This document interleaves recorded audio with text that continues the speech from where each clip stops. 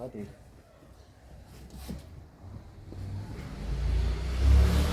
Bueno, Eduard, explica què és el sense filtre. Bueno, Eduard, explica què és el sense filtre, tu que ets l'ideòleg d'aquesta... Sí, bé, el sense filtre l'enquadraríem en el que és el gènere de l'stand-up comedy. En el nostre cas, doncs, no es tracta senzillament d'un monòleg com a tal, és a dir, una persona a l'escenari sense recursos, apenas només un micròfon. Perquè som dues persones sense recursos, en realitat. Efectivament. Som dues persones, sortim els dos alhora, tota l'estona estem els dos a sobre de l'escenari i a més ens ajudem d'una sèrie de recursos com per exemple projeccions, vídeos, fotografies. Sí, també dient que sense abusar, no? Vull dir, tampoc és un espectacle multimèdia... No. Perquè al final no és un PowerPoint continu que hi ha al fons. No, ni és un concert d'U2. Però sí que mirem de fer-ho amè, fer-ho divertit.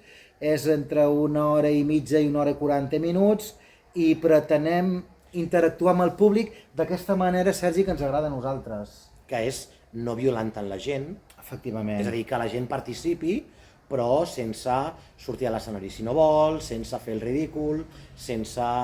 Correcte, tu has de poder anar a l'obra només a gaudir. Exactament. I si vols participar, doncs pots participar.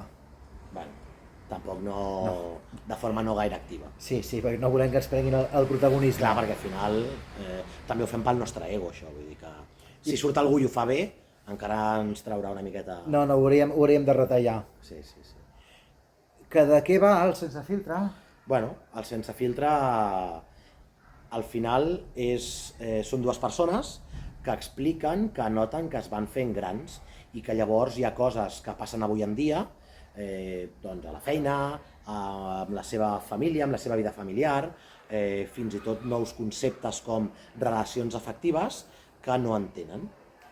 Exacte, i el nostre sense filtre guia de supervivència per a boomers, doncs al final el que pretenem, de manera absolutament innocent i no pretensiosa, és doncs donar quatre consells que ja veureu que potser no són tots els rigorosos que haurien de ser, perquè els boomers, que són la nostra potencial audiència, doncs, bueno, portin una mica millor això de viure la vida moderna. Sí, és a dir, ens convertim de subjecte que no entén res, bueno, hi ha una mena de metamorfosi. Correcte. I també ens convertim en una mena d'expert que explica al públic aquestes coses. En qualsevol cas, la millor manera de... Perdó.